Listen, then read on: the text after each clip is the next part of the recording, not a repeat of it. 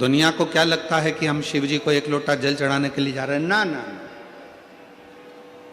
मेरा ओघड़ दानी जल तत्व में विराजमान है।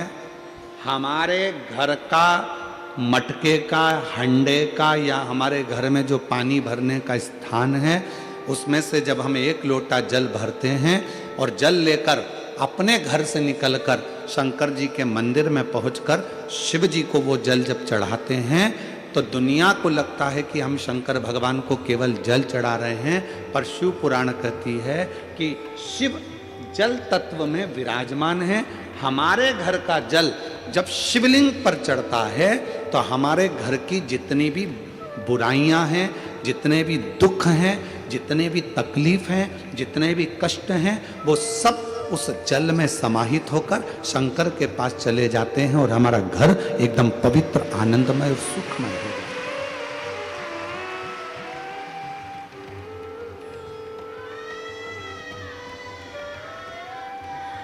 शिव जल तत्व में, भगवान शंकर जल तत्व के भीतर। उस जल को जिसने पहचाना, उस जल को जिसने जान लिया, उसकी जिंदगी सार्थक हो।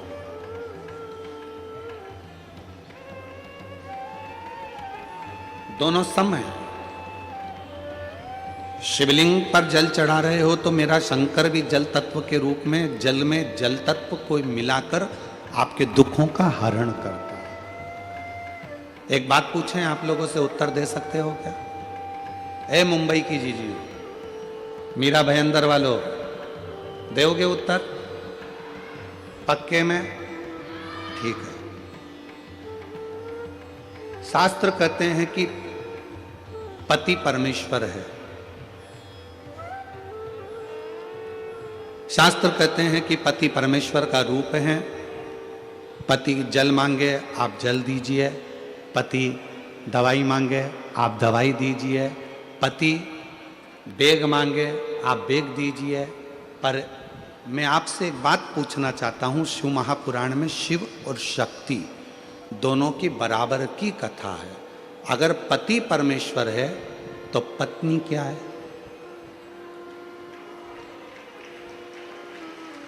पत्नी क्या है? पत्नी भी तो परमेश्वरी है। बोलो जम के, है कि नहीं है? अगर पति परमेश्वर है तो पत्नी भी परमेश्वरी है। पति का सिर दुखा तो धर्म पत्नी पानी देने को तैयार है। पति को तकलीफ है तो धर्म पत्नी उसको दवाई देने को तैयार है। पर शिव पुराण कहती है जब धर्म पत्नी को भी तकलीफ आए तो पति भी तो एक गिलास पानी ला कर दे, वो भी तो दवाई ला कर दे, वो भी तो पास में खड़ा हो, तो धर्म पत्नी। आज बहुत बड़े बड़े लोग कह देते हैं कि शिव जी को जल बाद में चढ़ाना, पहले पति को जल जरूर देना। तो हम कहेंगे बहुत अच्छे से जल दीजिए, पर साथ में एक बात और कहिए कि घर की अगर पत्नी बीमार पड़ी है तो पति का भी फर्ज है कि एक गिलास पानी उसके भी दुख में आकर उसको खड़े होकर दे सकते।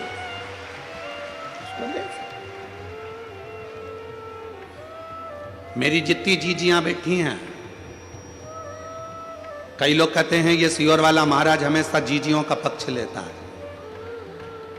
भाई हूं आपका, पक्ष में तो हमेशा रहूंगा, पक्ष में तो हमेशा रहूंगा।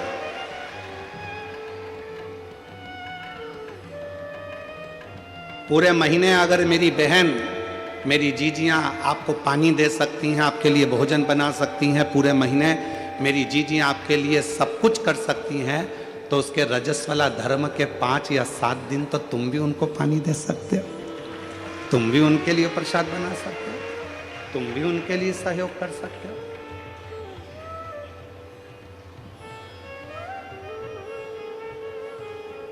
शिव पुराण में शिव और शक्ति की दोनों की बराबर की गाथा, दोनों।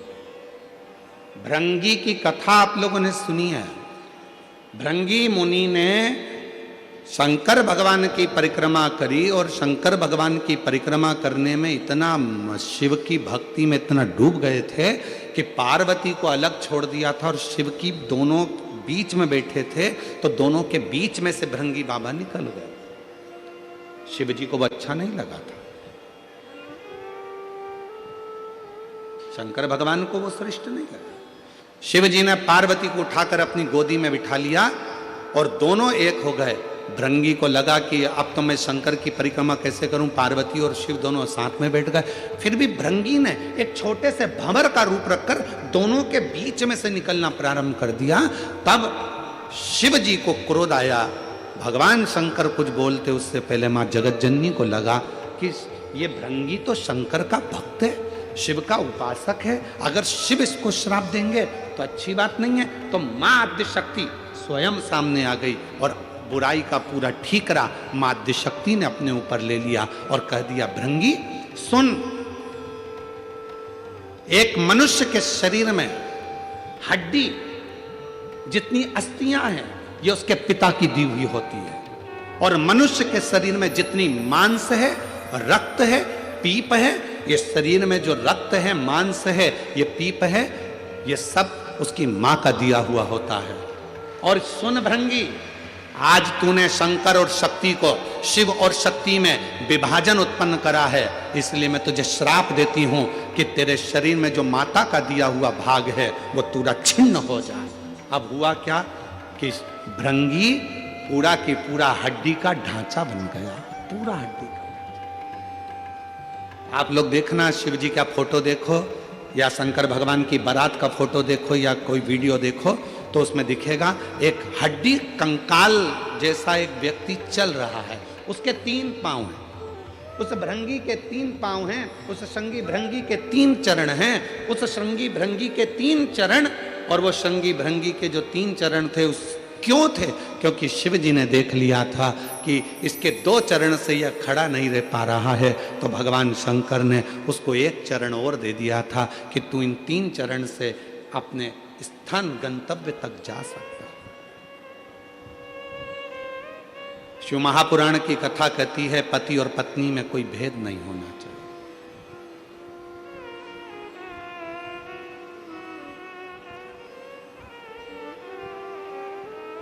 शिव महापुराण की कथा कहती है स्त्री और पुरुष में कोई भेद नहीं होना चाहिए।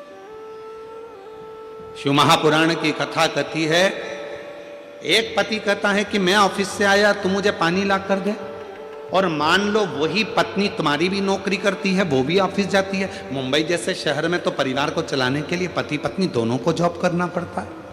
बोलो मेरी जीजियों, सही है कि गलत है? मुंबई जैसे शहर में अगर रह रहे हैं, कितना कितना खर्चा है, जरा विचार करिए। लाइट का खर्चा, गैस की टंकी का खर्चा, फ्लैट का खर्चा, पानी का खर्चा, वॉचमैन का खर्चा, कितना खर्चा, गाड़ी का पेट्रोल डीजल का खर्चा, कितना खर्चा है मुंबई में। अगर छोटे गांव में, छोटे शहर में थोड़े में काम हो जाता है, तो मुंबई जैसे, दिल्ली जैसे, बेंगलोर जैसे, हैदराबाद जैसे बड़े शहर में थोड़े में काम नहीं होता। यहाँ तो जितने घर के सदस्य होते हैं सबको मेहनत करना पड़ती है। यहाँ घर में जितने सदस्य हैं सबको काम करना पड़ता है, तब जाकर घर चल पाता है। दुनिया के लोग कह जरूर देते हैं मुंबई रहते हो, दुनिया के लोग कह देते बेंगलोर सर्विस कर रहे हो, तुम्हारा लड़का मुंबई में सर्विस कर रहा है, तुम्हारा लड़का पूना में सर्विस कर रहा है, तुम्हारा लड़का बेंगलोर में सर्विस कर रहा है। पर वो बेंगलोर में सर्विस करने वाला, मुंबई में सर्विस करने वाला, हैदराबाद में सर्विस करने वाला, उस पुणे में सर्विस करने वाले उस लड़के से तो पूछो कि उसको अगर 50,000 रुपये महीना भी मिलता है, 60,000 रुपये महीना भी मिलता है, तो उससे पूछो कि उसका कितना रुपया बच पाता होगा। मालूम पड़े 1 महीने में धीरे धीरे धीरे धीरे पूरा खर्च कर देता होगा, कुछ हाथ में नहीं रह पाता होगा। तब विचार करता होगा कि थोड़ा बहुत मेरे बच्चे की पढ़ाई में कहां से लगाऊंगा। कहना सरल है, बोलना सरल है। तो यहां तो पति और पत्नी को दोनों को साथ चलना पड़ता है, पति और पत्नी को दोनों को साझा कर कर चलना पड़ता है। यहां दोनों को मेहनत करना पड़ती है। भेद क्या? पति ऑफिस गया, पत्नी ऑफिस गई।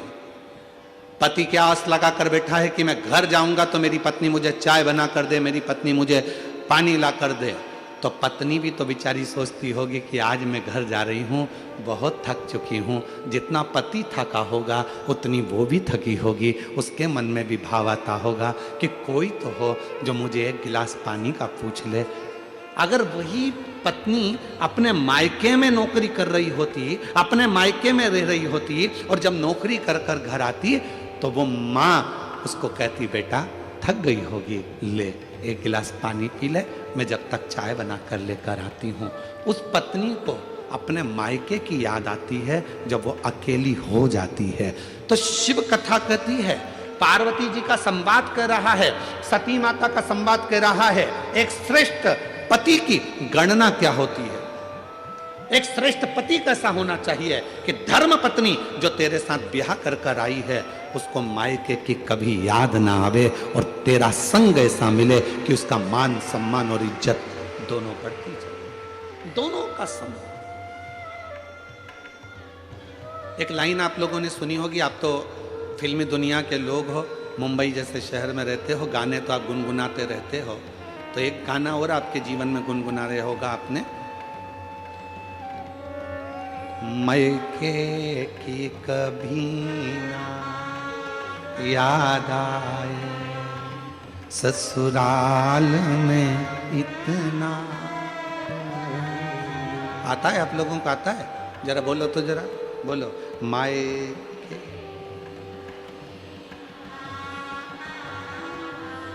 ससुराल में इतना,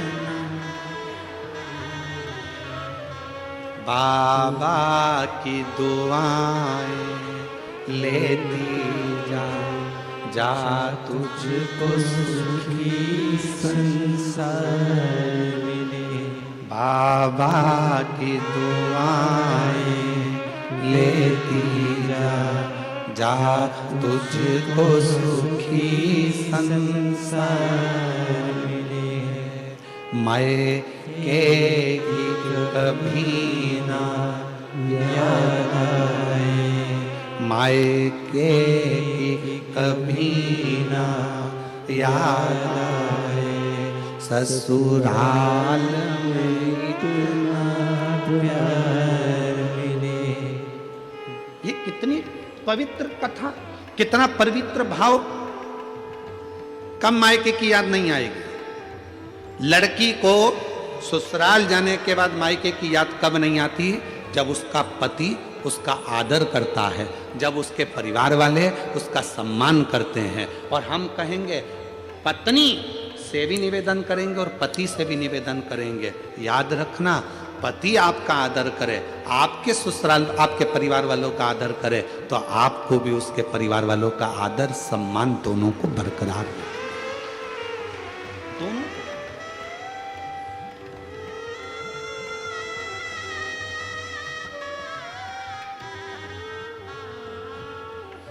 हम आप लोगों से पूछें तो आप लोग बताएंगे, हम कई लोगों से पूछते हैं, क्यों शिव जी को जल क्यों चढ़ाती हो?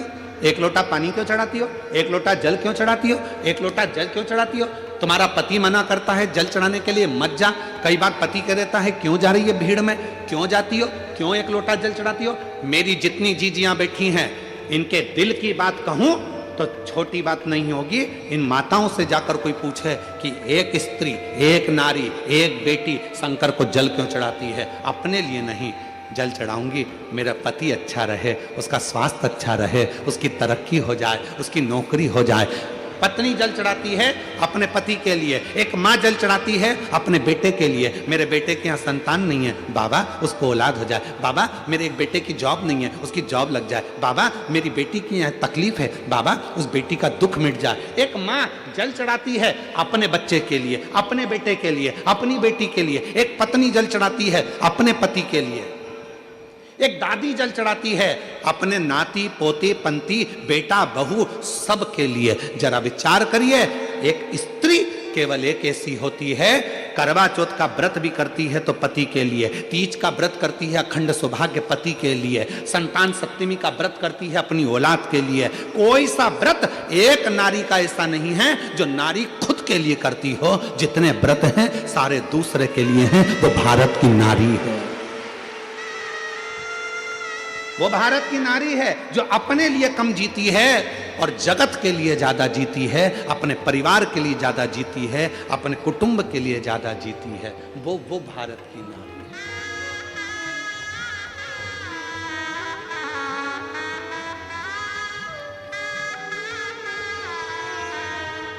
वो भारत की। और उसके बाद भी लोग कह दें कि मंदिर क्यों जा रही हो, क्या करोगी जाकर, पहले हमारा पांव का जूता ला कर दे दो, पहले बैग ला कर दे दो, पहले ये सामान। वो कह रही है मैं सब ला कर दूंगी, पर पहले शंकर को एक लोटा जल इसलिए चढ़ा रही हूं, तुम ऑफिस के लिए यहां से निकल कर जाओ तो खुश होकर जाओ, और वापिस आओ तो खूब आनंद के साथ आओ, इसलिए एक लोटा जल चढ़ा रही। पर कौन समझाए? बुद्धि में जब अहंकार भर जाता है, बुद्धि में जब अहम आ जाता है, बुद्धि में जब बहुत ज्ञान का अभिमान आ जाता है, तो व्यक्ति हर कुछ बोलने लगता है, उसकी शुद्धता नहीं रहती।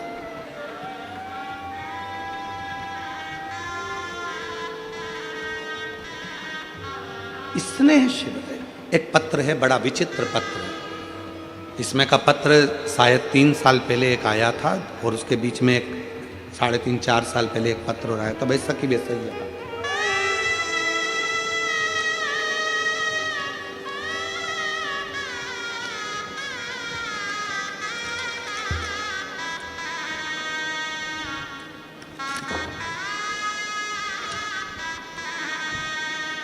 संझारी यादव, हरे राम यादव, शिव शंकर यादव, मोबाइल नंबर मेरा ये है।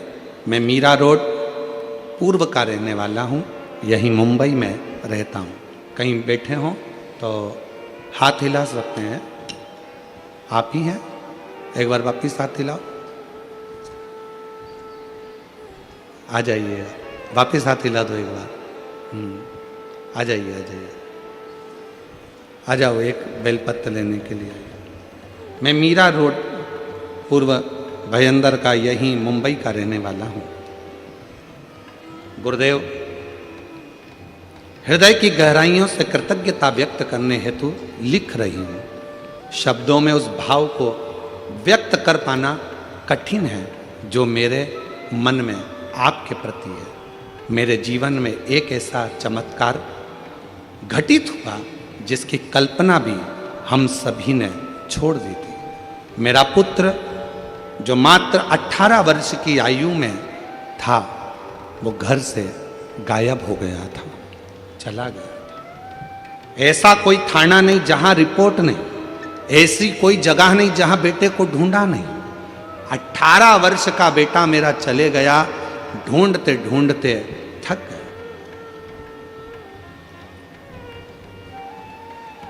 1 साल, 2 साल, 3 साल, 4 साल, 5 साल, 6 साल, 7 साल, 8 साल ऐसे निकलते चले गए। कई वर्ष निकलने के बाद बेटा मिला नहीं। सब ने आस छोड़ दी कि उसको तो कोई या तो मार दिया या वो कहीं चला गया, मिलता नहीं। तब पूरी आस छोड़कर किसी ने कहा था वो सियोर वाला बाबा कथा करता है, और उसके पंडाल में अगर बैठकर जो मांगा जाता है वो देता जरूर है। हमें विश्वास नहीं हुआ कि जब थानों में रिपोर्ट है, सारी दुनिया में फोटो लगा दी है, नहीं मिला, इतने साल हो गए, तो अब क्या मिलेगा। फिर भी आस लेकर आपकी कथा में पहुंच गई। और गुरुदेव, मेरे बड़े भाई ने मुझे आपके मुख से कथा के बारे में जो बताया था, पशुपति व्रत करना प्रारंभ करा, और मैं विश्वास के साथ सीहोर पहुंचकर पंडाल में बैठकर कुबरेश्वर बाबा के धाम में रुद्राक्ष महोत्सव की कथा के पंडाल में बैठकर विनय करा। और बाबा की ऐसी कृपा हो गई गुरुदेव कि मैं कथा सुनकर आई, वहाँ की मिट्टी को प्रणाम कर कर आई, और बाबा की कृपा से जो मेरा बेटा सालों साल नहीं मिला, 18 वर्ष की आयु में घूमा था, जो बाबा की कृपा से सालों साल नहीं मिला, अब 27 वर्ष के बाद मेरा बेटा वापिस मुझे प्राप्त हो। शिव की कृपा से, शंकर की कृपा से, शंकर की करुणा से। और महाराज,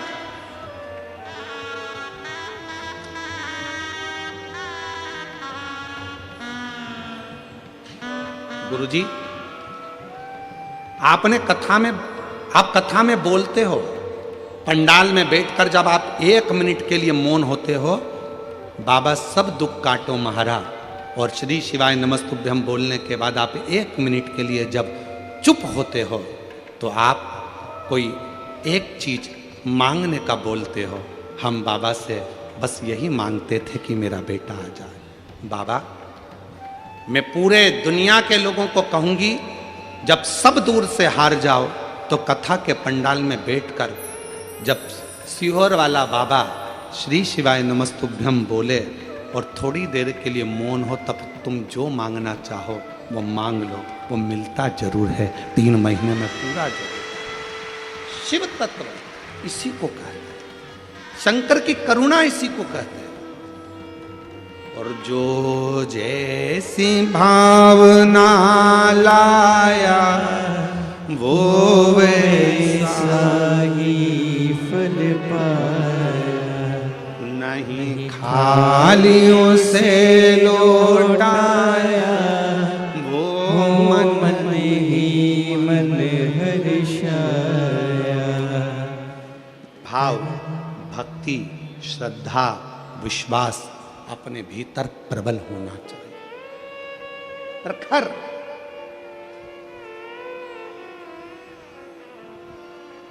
एक सोशल मीडिया पर एक वीडियो चल रही है मीरा भयंदर कथा की, जिसमें कोई यूट्यूबर ने डाला होगा, मैं उनको धन्यवाद देता हूं। एक व्यक्ति एकांत में कहीं दूर खड़ा है, शायद आप लोगों ने भी वो वीडियो देखी होगी। किस किसने देखी है? हाथ उठाओ जरा, देखिए आप लोगों ने। अरे वाह। तो आशीष के पास आई और आशीष ने हमको दिखाई, दीदी एक व्यक्ति इसी ग्राउंड से बहुत दूर बैठा है और कोई बहुत ऊंची बिल्डिंग से उस व्यक्ति की वीडियो बनाई गई है, जो एकांत में खड़ा होकर भगवान शंकर की कथा का लाभ ले रहा है और शिव को अपना भाव कर एकांत।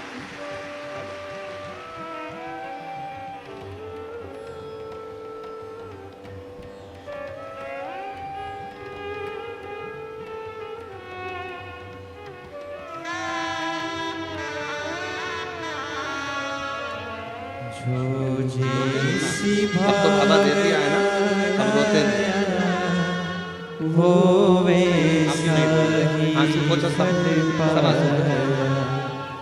यही वो बालक है। 18 वर्ष की आयु में कहीं चला गया था, ढूंढ ढूंढ के थक गए पूरा परिवार, तब अब बाबा की कृपा से प्राप्त हुआ है। एक बार जोरदार ताली बजाकर साधु। रोते नहीं भागो, आंसू पोंछो। भाई तुम भी पोंछो, पहले आंसू पोंछो, अच्छे से खुश होकर जाओ। है खुश।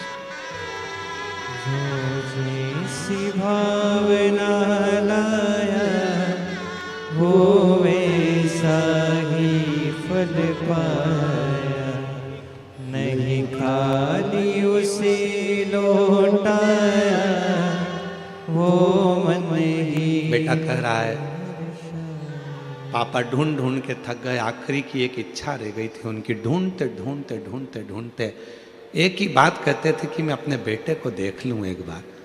और पिताजी भी उसको ढूंढते ढूंढते आखिरी में शांत हो गए, चले गए। तब आस छोड़ दी थी और शिव की शरणागति लेकर पंडाल में बैठकर विनय कर कर चली गई और बाबा की कृपा से वापस मिल गए। एक बार जोरदार ताली साथ।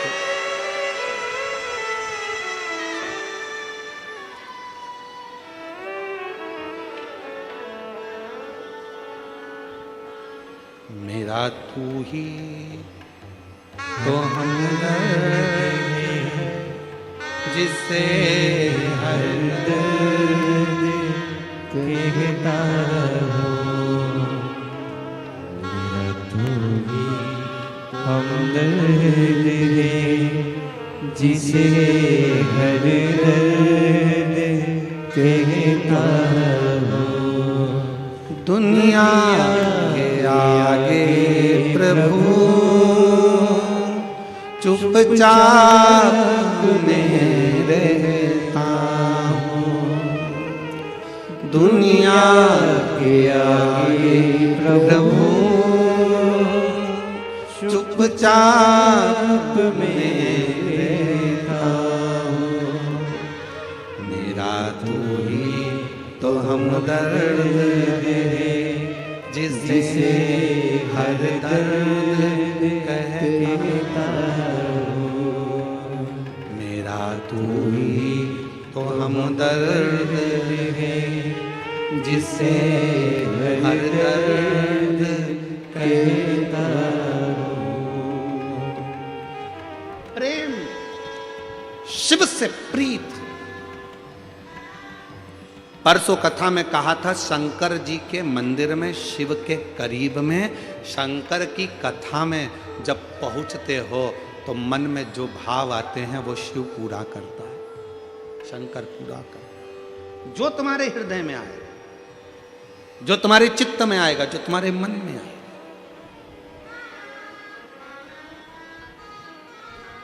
दोनों में विषमता न रखिए। शिव और शक्ति दोनों एक है, दोनों में विषमता नहीं, दोनों में विषमता, दोनों एक। और मेरी जीजियों, मेरे जीजाओं, मेरी बेटियों, बेटाओं, मेरे बुजुर्ग माँ बाप, याद रखना, एक माता पिता जैसे अपने बेटे को पाल पोस कर बड़ा करते हैं, वैसे ही एक माता पिता अपनी बेटी को पाल पोस कर बड़ा करते हैं। दोनों में समता, दोनों।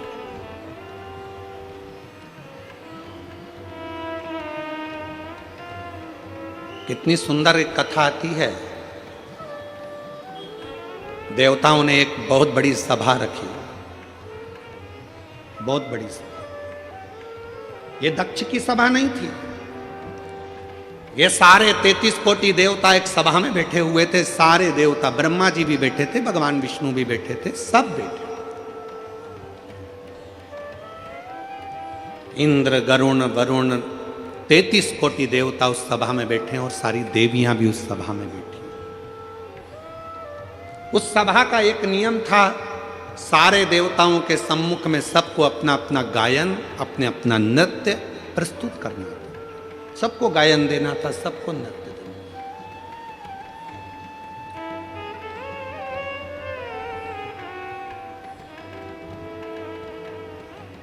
सरस्वती मैया ने अपना गायन, वाद्यंत्र, वीणा बजाया। देव ऋषि नारद ने अपना वीणा बजाया। सारे देवताओं ने, अप्सराओं ने अपना नृत्य दिखाया। भगवान नारायण ने भी कमल पुष्प की महत्ता का वर्णन किया। ब्रह्मा जी ने अपने आनंद के साथ में वेदों का पाठ किया। इंद्र ने अपने नाद किया, इंद्राणी ने अपना नाद किया, लक्ष्मी ने अपना नाद किया, सरस्वती ने अपना नाद किया। सारी देवी देवता ने जब अपना नाद कर दिया, तब आखिरी में भगवान शंकर के पास देवताओं ने, इंद्र ने और सारे देवताओं ने हाथ जोड़कर कहा कि अब आपकी बारी है, आप गायन करें, नृत्य करें। आप गायन करिए, नृत्य करिए। शिव जी उठे नहीं, शंकर भगवान अपने सिंहासन से नहीं उठे, शंकर भगवान अपनी सभा में नहीं उठे। उनको मालूम है मैं उठूंगा, मान लो मैंने गायन चालू भी कर दिया तो ना जाने क्या हो जाए पृथ्वी का। अगर मैंने नृत्य चालू कर दिया तो यह पृथ्वी हो सकता है डोल जाए। शिव जी उठे नहीं, ना गायन कर रहे हैं, ना भोले बाबा नृत्य कर रहे हैं, दोनों।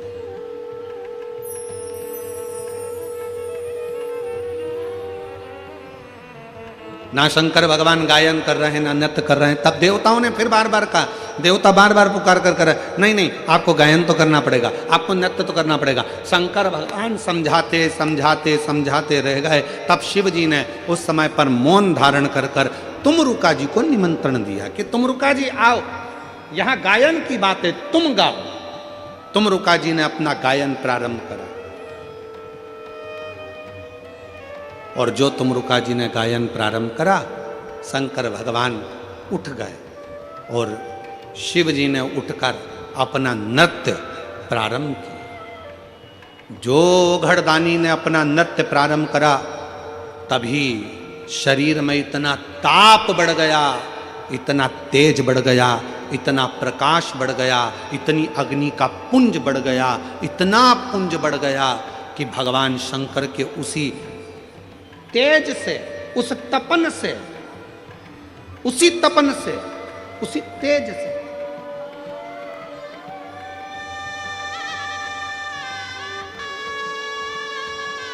एक ज्वाला रूपी बालक ने जन्म ले लिया। उसका नाम था ज्वालासुर। सुर क्यों लगा वो भी कथा यहां पर आ रही है, नहीं तो इसको तो देवता होना चाहिए भगवान शंकर के द्वारा प्रकट, पर प्रकट होने का कारण केवल इतना था, शिवजी इस सभा में, भगवान देवादिदेव महादेव इस सभा में खड़े नहीं होना चाहते थे, भगवान शंकर इस सभा में नृत्य नहीं करना चाहते थे, पर देवताओं ने बारंबार तुमरुका जी की हंसी उड़ाई। जब तुमरुका जी की हंसी उड़ाई तो शंकर को भीतर से क्रोध आ गया। तुमरुका जी ने अपने गायन से शंकर भगवान के क्रोध को रोका। वो क्रोध तो रुक गया, पर वो एक ज्वाला के रूप में प्रकट हो गया, क्रोध सामने प्रगटा, इसलिए उसका नाम ज्वालासुर हो गया। उसका नाम ज्वालासुर हुआ। क्या नाम पड़ गया? जम के बोलिए, ज्वालासुर। अब ज्वालासुर सभा से बाहर हो गए। जो ज्वालासुर बड़े हुए तो उन्होंने उपद्रव मचाना प्रारंभ कर दिया। जहां खड़े होते थे वहीं अग्नि को प्रकट कर देते थे और आग लगाना प्रारंभ कर देते थे।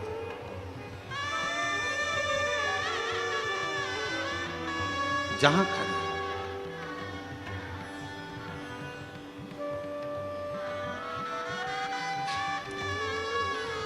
कितनी सुंदर एक कथा आती है, ध्यान दीजिएगा जरा कथा पर। एक बार अग्नि देवता से पूछा इंद्रदेव ने, शिव जी की धर्म पत्नी माता सती को तुमने जला दिया, अग्नि के कुंड में वो जलकर भस्म हो गई, क्या तुम्हें शंकर से भय नहीं लगा? क्या शिव से तुम्हें भय नहीं लगा? अग्नि देवता हाथ जोड़कर कहते हैं, ए इंद्रदेव जरा शांत रहो, मेरे ऊपर झूठा इल्जाम मत लगाओ कि मेरे अग्नि से सती मैया जलकर भस्म हुई है। मेरी अग्नि से सती मां जलकर भस्म नहीं हो सकती। तुरंत कहा अग्निदेव ने, सुनो इंद्रदेव, मैं सती को जला सकूं इतनी मेरी अग्नि में वो बल नहीं है। सती मां तो स्वयं ज्वाला है, सती माता को मैंने नहीं जलाया, सती माता क्रोध की अग्नि में खुद जल गई। क्रोध की अग्नि, उसको अग्नि ने नहीं जलाया। किसी अग्नि में सामर्थ्यता नहीं थी कि शंकर भगवान के धर्म पत्नी को अग्नि लग जाए। किसी अग्नि में सामर्थ्यता नहीं थी।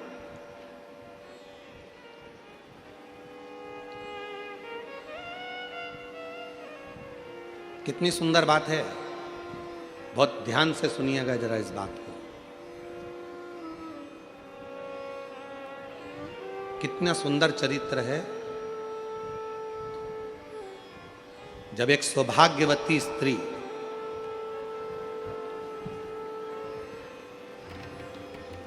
मांग में सिंदूरा भरकर, पांव में बिछुड़ी पहनकर, गले में मंगलसूत्र पहनकर, हाथ में मेहंदी महाबूर लगाकर, लाल चुंदड़ी ओढ़कर, जब वो प्राण त्यागने के बाद, जब वो अपने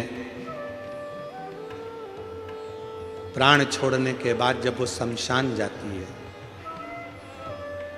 जब उसे चिता पर लेटाया जाता है,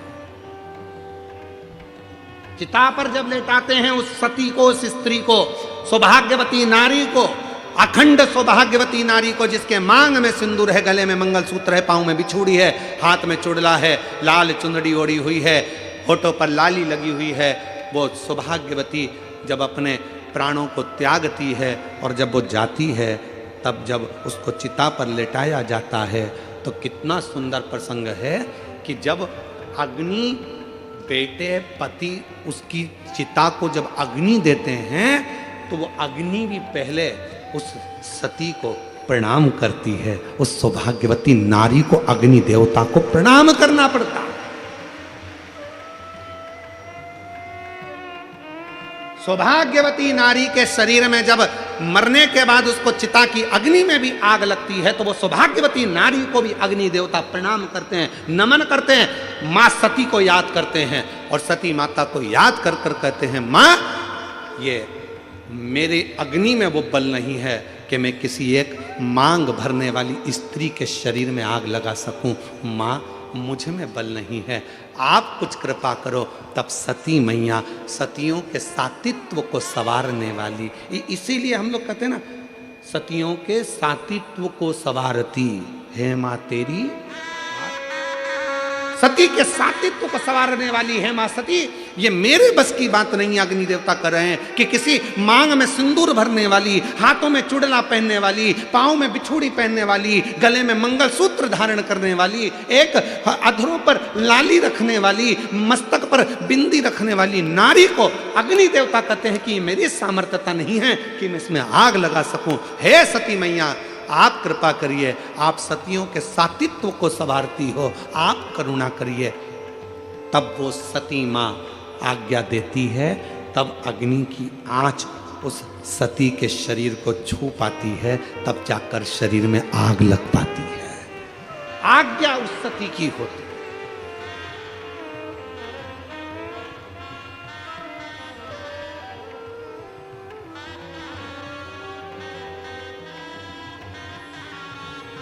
एक स्त्री और एक पुरुष दोनों में समता। अगर नारी पति का सम्मान कर रही है, नारी अगर पति को आदर कर रही है, नारी अगर पति के लिए चाय बना रही है, नारी अगर पति के लिए भोजन बना रही है, नारी अगर पति के लिए कपड़े धो रही है, नारी अगर पति के आनंदमय बच्चों को संभाल रही है, और अगर वो स्त्री, वो नारी अगर तकलीफ में है, बीमार है, तो पति का भी फर्ज बनता है कि उसके लिए कुछ करे, उसके प्रति प्रेम का भाव जागृत रखे।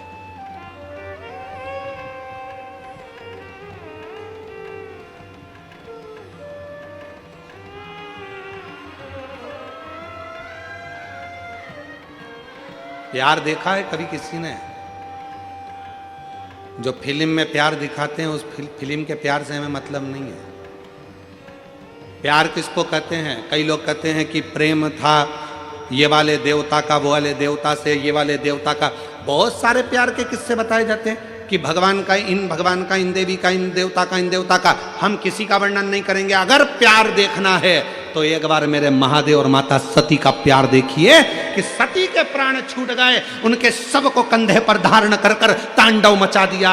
ये मेरी पत्नी है, ये कैसे मर गई? दक्ष प्रजापति, इसको मैं प्यार करता था, प्रेम करता था, ये सती कैसे चली गई? दक्ष प्रजापति, मेरी अर्धांगिनी है सती। दक्ष प्रजापति, तूने कन्या दान कर दिया था, उसके बाद तेरा हक चले गया था, पर ये मेरी पत्नी है। तेरे घर में आकर मेरी पत्नी के प्राण कैसे छूट गए? कितना क्रोध भर गया था शंकर भगवान को कि ससुर का बकरे का मुंह बना दिया। इसको कहते हैं प्यार, इसको कहते हैं प्रेम, जो आज तक अपनी पत्नी को नहीं भूल पाए भगवान शंकर, इसलिए अपने तन पर भस्म चढ़ा लेते हैं। उस पत्नी के शरीर की राख आज तक लगाते हैं, आज तक अपने शरीर पर भस्म चढ़ा रहा है। और यहां आज के जमाने में मैं तुझसे बहुत प्यार करता, बहुत प्यार करता, और मालूम पड़े पत्नी मर जाती है, 4 साल बाद दूसरी की देखना चालू कर देते हैं, दूसरी देखना चालू कर देते हैं। देखो अब शादी तो करना पड़ेगी, शादी तो करना पड़ेगी। जब तू तो कहता था मैं तेरे ऊपर फिदा हूं, मेरी जिंदगी तेरी है, मैं तो तेरे बिना रह नहीं सकता, मैं तो तेरे बिना 1 मिनट नहीं रह सकता। और मालूम पड़े आग लगा के आया शमशान में, और रात को ही शादी.com पर ढूंढना चालू कर दिया। रात को ही शादी.com पर ढूंढना चालू कर दिया। फिर देख रहा है ये कैसी है, वो कैसी है, वो कैसी है, वो कैसी है। अगर प्यार करना है तो मेरे शिव जैसा प्रेम करिए। शंकर भगवान ने ब्रह्मा जी से कह दिया था सती चली गई है, अब शादी नहीं करूंगा। हजारों वर्ष की साधना करने शंकर जी बैठ गए, तब ब्रह्मा जी ने जाकर समझाया, शंकर भगवान को बार बार सूचना दी कि सती मैया पार्वती के रूप में प्रकट हो चुकी है, पार्वती को स्वीकार करो, ये सती है, ये सती है, ये सती है। शंकर भगवान ने 1000 बार पार्वती जी की परीक्षा ली, क्या ये मेरी धर्मपत्नी सती है जो चली गई थी? 1000 बार भगवान शंकर ने परीक्षा ली, और 1000 परीक्षा में माता पार्वती जी पास हो गई। तब शंकर भगवान ने पार्वती को अपनी अर्धांगिनी बनाया। तो भी कह दिया सुन ले पार्वती, तू भले ब्यूटी पार्लर में तैयार होने जा, तेरी शादी में तू भले ब्यूटी पार्लर में तैयार होने जा, तू भले कितने भी अच्छे आभूषण पहन ले, तू कितने भी अच्छे जेवर पहन ले, पर शंकर भगवान ने कह दिया पार्वती तू भले मैं तुझसे शादी करूंगा मना नहीं है, मैं तुझे अर्धांगिनी बनाऊंगा मना नहीं है, पर मैं सबसे ज्यादा दिल तो एक को दे चुका हूं, वो मेरी अर्धांगिनी सती थी, उसके बिना रह नहीं सकता, इसलिए तू भले पार्लर में तैयार हो पर मैं तो भस्म से तैयार होऊंगा, मेरी पत्नी को लपेट कर अपने शरीर पर फिर तेरे दरवाजे पर आऊं, फिर तेरे दरवाजे। ये प्यार है। तुझे ना देखूं तो चैन मुझे आता नहीं, तेरे सिवा कोई और मुझे भाता नहीं, उसके सिवा कोई भाई नहीं रहा।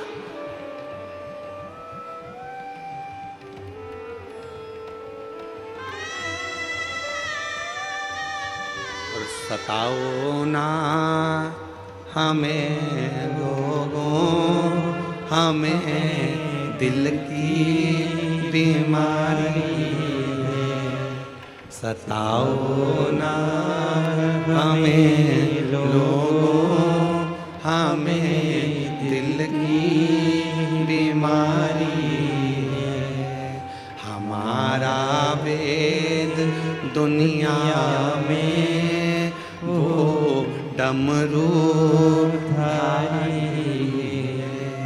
हमारा वेद दुनिया में वो डमरू धारी। हमें प्रेम है, सती को हम भूले नहीं है, तन पर भस्म धारण करते हैं, तन पर भस्म।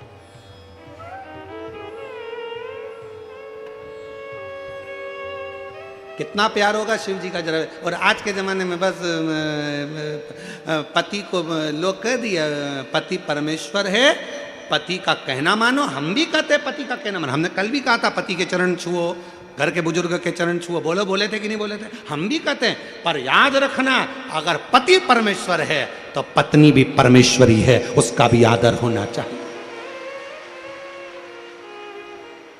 उसका भी सम्मान होना चाहिए। दोनों का समता। शिव महापुराण दोनों को बराबर लेकर चलती है, शिव महापुराण दोनों को समता के भाव में लेकर चलती है, शिव महापुराण दोनों को बराबर के भाव में लेकर चलती है। दोनों में समता, दोनों में समता।